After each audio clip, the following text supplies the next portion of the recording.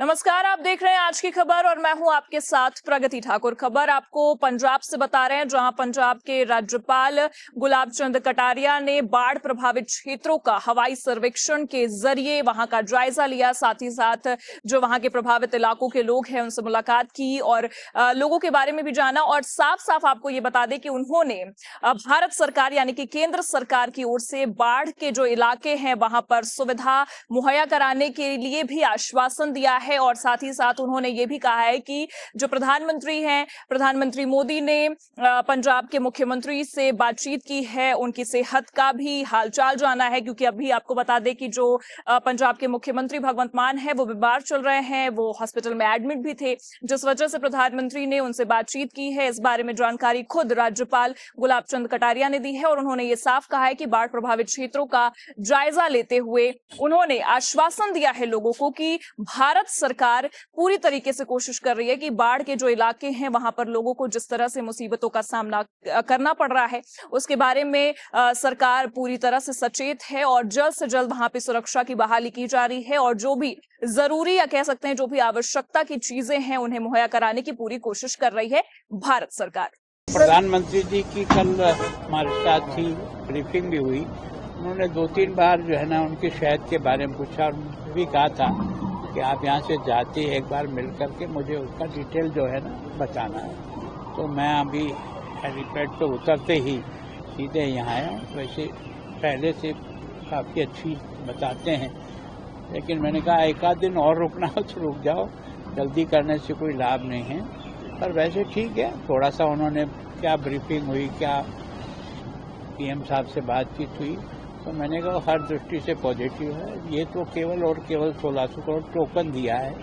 Assessment के बाद जो भी किसान को मैक्सिमम मदद की जा सकती है, घरों को किया जा सकता है, पशुओं का लॉस हुआ उसको किया जा सकता है, मकान टूटे हैं उसका किया जा सकता है, सभी दृष्टि से पॉजिटिव। और कल उन्होंने जो देखा है उसमें उनको हिमाचल से भी ज़्यादा गंभीर स्थिति जो है ना वो पंजाब के और विशेष करके तो वो एक तरह से ये जो हमारा 4-5 जिले हैं ये सबसे ज़्यादा प्रभावित हैं, उनके बारे में बिल्कुल हुई थी। और बाकी कुछ गग्गर के कारण से भी कुछ जिले उससे इफेक्टेड हो रहे हैं, तो उनके बारे में जानकारी तो दे दी।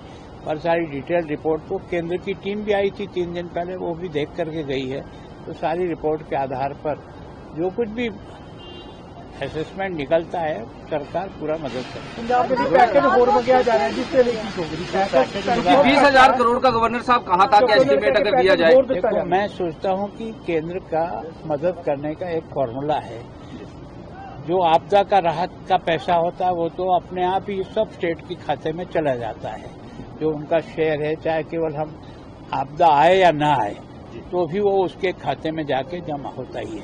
लेकिन जब इस प्रकार की विशेष परिस्थिति बनती है तो उसका असेसमेंट करने के लिए विभिन्न एजेंसी आती है और विशेष करके केंद्र की टीम आती है।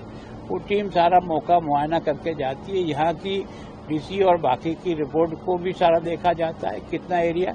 लेकिन अभी सारा आंकलन एकदम नहीं हो पाएगा क्योंकि कुछ पानी का लेवल कम होकर के काम में आने लगी, तो वो उस सबको देख करके असेसमेंट करेंगे। मैक्सिमम उन्होंने कहा कि मैं किसी प्रकार से कोई कमी नहीं रखूंगा, जो भी यहाँ के लोगों की और किसानों को मदद हो सकती है वो केंद्र सरकार करेगी। और राहत आ सकती है जी, और राहत 100% आएगी। ये तो खाली टोकन है कि अभी चलते हुए जो काम है जिसके कारण से इमरजेंसी काम चल रहे हैं उसमें एक तरह से ये टोकन पैसा है।